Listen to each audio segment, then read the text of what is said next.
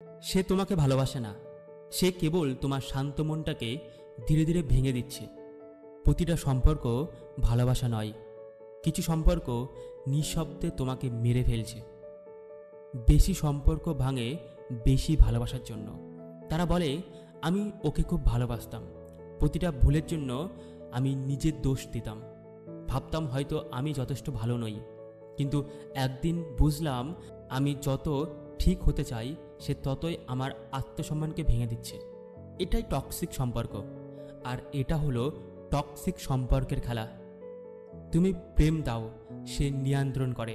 তুমি ক্ষমা করো, সে আবার আঘাত করে। আর একদিন তুমি নিজের পরিচয়টাই হারিয়ে ফেলো, তার দাসত্ব স্বীকার করো। তারা বারবার গিল্টি দিয়ে তোমার দোষী বানায়, যেন সব ভুল তোমারই। তারা চায় তুমি যেমন ভাবো তেমনই পোশাক পরো, তেমনই থাকো, না মানলে রাগ। তুমি দেখো, তুমি ক্লান্ত, তুমি এই সম্পর্ক হওয়ার আগে এবং পরে অনেক ক্লান্ত, মানসিক দিক থেকে অনেক দুর্বল। তুমি নিঃশেষ হয়ে যাচ্ছ। তুমি কি সুখে আছো? নিজেকে প্রশ্ন করো। একটা সিদ্ধান্ত নিতে হবে, এনাফ ইজ এনাফ। আর না, আমি নিজের শান্তি বেছে নিলাম। ভালোবাসা কোনো ভিক্ষা নয়, ভালোবাসা হলো দান। সবচাইতে মহৎ দান হলো ভালোবাসা। সম্পর্ক ছিন্ন করা মানে তুমি খারাপ নও।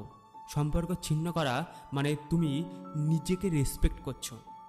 তুমি বেশ কিছুদিন এই সম্পর্কে বিরতি দাও, তারপরে অনুভব করো যে তুমি কেমন আছো। তুমি কি সুখে আছো? তুমি কি শান্তিতে আছো? যদি শান্তিতে থাকো, তাহলে তোমার এই সম্পর্কটা বিচ্ছেদ করাই শুভ লক্ষণ হয়েছে। বেশি অংশ সময় দেখা যায় মানুষ সম্পর্ক বিচ্ছেদ করতে পারে না, তার কারণ হলো মায়া।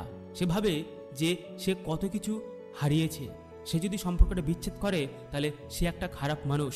কিন্তু নয়, খারাপ মানুষ তারা যারা খারাপ সম্পর্কের মধ্যে টিকে থাকে যে কোনোভাবেই। যদি তোমার খারাপ সম্পর্ক হয়, তাহলে সেই সম্পর্ক থেকে বেরিয়ে যাওয়াই তোমার প্রথম পদক্ষেপ হয়ে উঠবে। আমি তোমাকে আর আঘাত করার সুযোগ দিচ্ছি না, আমি তোমার নিজের সম্মানটা ফিরিয়ে দিচ্ছি। নিজের শান্তি বেছে নাও। তুমি বলো, আমি চলে যাচ্ছি কারণ আমার নিজেকে আর হারাতে আমি চাই না। তুমি ভালোবাসা পাওয়ার যোগ্য, ভাঙার নয়। গড়ার মতন সম্পর্ক যোগ্য। আজ বেরিয়ে আসো যদি তুমি টক্সিক রিলেশনশিপে থাকো। Thank you so much, have a great day. যদি এই ভিডিওটি ভালো লেগে থাকে তাহলে আমাদেরকে কমেন্ট করো, লাইক করো এবং সাপোর্ট করো, সাবস্ক্রাইব করে দিতে পারো।